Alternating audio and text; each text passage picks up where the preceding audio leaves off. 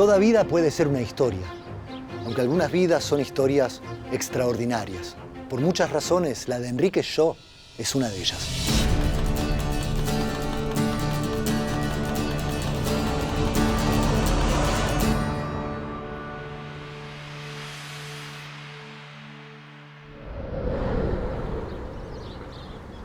Enrique nació en París en 1921, pero creció aquí, en este entorno, cerca del Plaza Hotel que construyó su abuelo materno.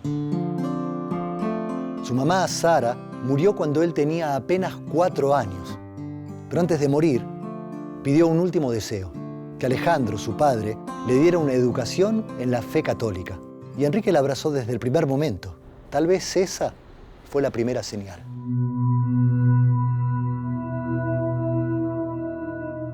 Desde chico, teniendo una devoción eucarística, rezando y encomendándose a Dios. Y yo creo que sin duda es por los genes de su madre y también su tío, el padre Adolfo Torkins, que era sacerdote salesiano.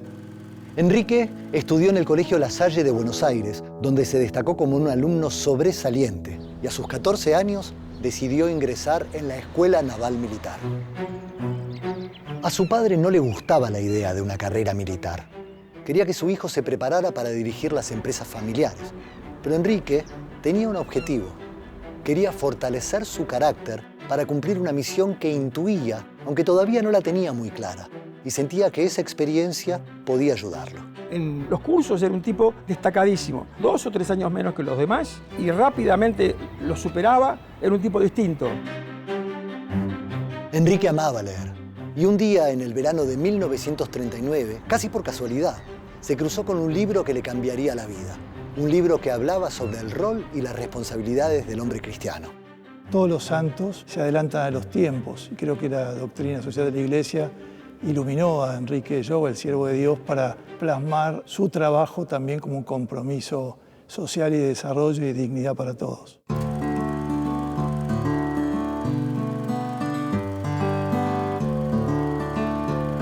En 1943, Enrique se casa con Cecilia Bunge, quien sería el amor de toda su vida. Y en 1945, habiendo hecho un notable recorrido en la fuerza, pide su baja y se aboca a lo que su fe le estaba señalando: llevar el Evangelio a donde fuese necesario. Decide ser empresario porque quiere ayudar a su gente.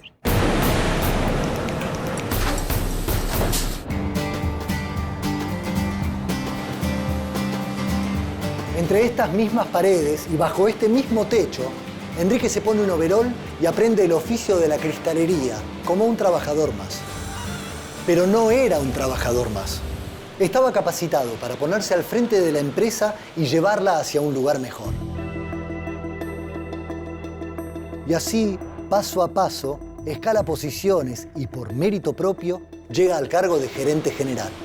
Un gerente singular que es muy exitoso en su gestión, pero que está siempre al lado de los trabajadores. Yo trabajé de muy joven en Cristalería Rigolo, entré a los 16 años. Cuando nos conocimos a nivel personal, vinculados también por una línea espiritual, pudimos discutir muchas veces. Pero él a su vez tenía un gran deseo de decir: la empresa tiene que ser una comunidad de personas. Él tenía una visión que dicen que es propia de los marinos. Se puede decir que en un barco todos navegan juntos, todos tienen que remar juntos. En los 16 años que él trabajó en Rigoló, impuso pautas de trabajo, vínculos relacionales en la empresa que fueron diferenciales. Enrique mismo promovía y era muy consciente que la innovación de la empresa muchas veces venía desde abajo, desde las mismas personas que estaban en el día a día de la fábrica, del proceso, de la máquina. Responsabilidad social empresaria, un término que se empezó a utilizar hace poco tiempo, ya era algo que estaba muy impregnado en su estilo de liderazgo. Enrique sentía que la empresa era una comunidad de vida, en la que todas las personas son importantes. Conocía a todos sus colaboradores, casi 4.000, y sabía escucharlos. Él dejaba la comodidad de su oficina para ir a los hornos, para ir a las plantas, sabía de su vida, de su familia, de los problemas que tenía, los escuchaba. Que un empleado esté feliz, para Enrique significaba, más allá de su rol como empresario, como su rol como cristiano, él se sentía realizado. Muchas veces se dice que era un místico de traje y corbata dirigiendo una empresa. Enrique fue un empresario que inspiró e incomodó. Pero no fue solo eso. También fue un gran hombre de familia, un pensador, un motor imparable que ayudó a poner en marcha la Universidad Católica Argentina, una enorme cantidad de emprendimientos sociales, y hasta fue uno de los fundadores de ACTE, la Asociación Cristiana de Dirigentes de Empresa, de la que además fue su primer presidente. Él fue el que logró que gran parte, sobre todo del mundo empresario, entendiera la importancia de desarrollar nuevos dirigentes de excelencia, pero que tengan una perspectiva y una dimensión cristiana y humana del sector privado. Un hombre que tenía 1000 ocupaciones y era capaz de ocuparse del problema de un obrero o de una cuestión concreta de la iglesia. Impulsó lo que fue en ese momento el decreto ley de asignaciones familiares. Sí, increíblemente fue un empresario. Y hasta estuvo preso por defender a la iglesia de los ataques del gobierno de entonces.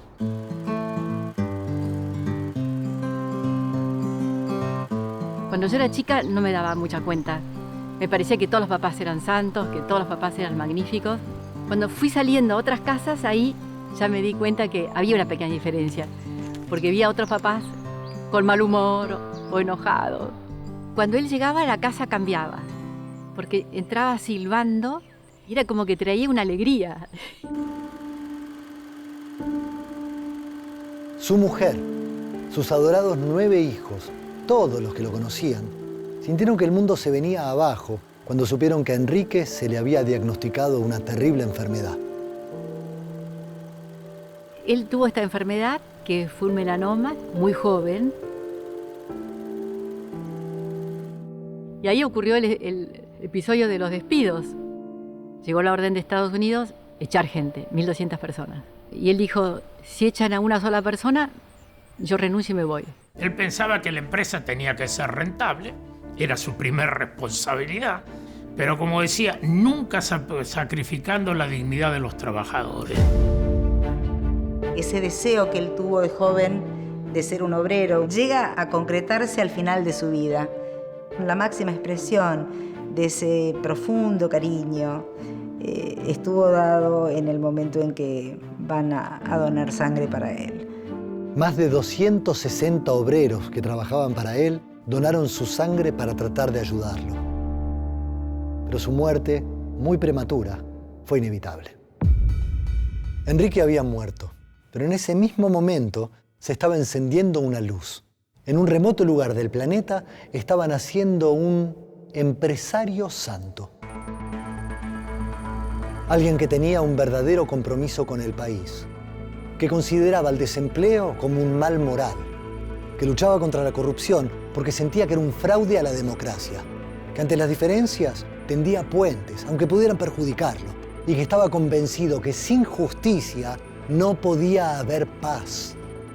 Alguien que no tenía superpoderes, pero tenía un propósito, y que a 100 años de su nacimiento nos sigue interpelando.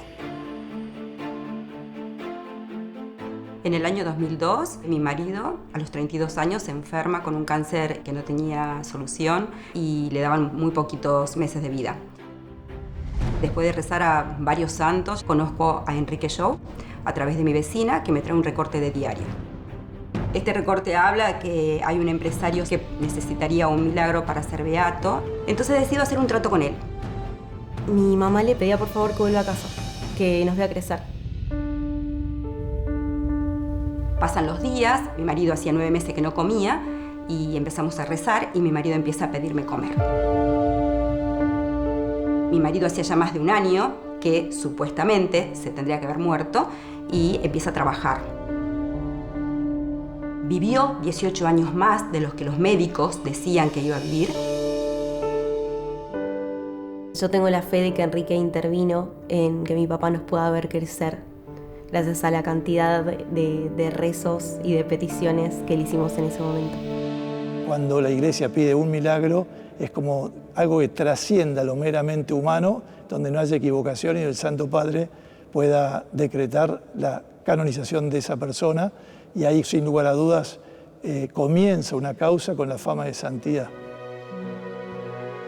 Mi papá mostró que se puede ser feliz buscando el bien. Se puede ser un empresario honesto, sensible y al mismo tiempo un buen padre de familia y un mejor ciudadano.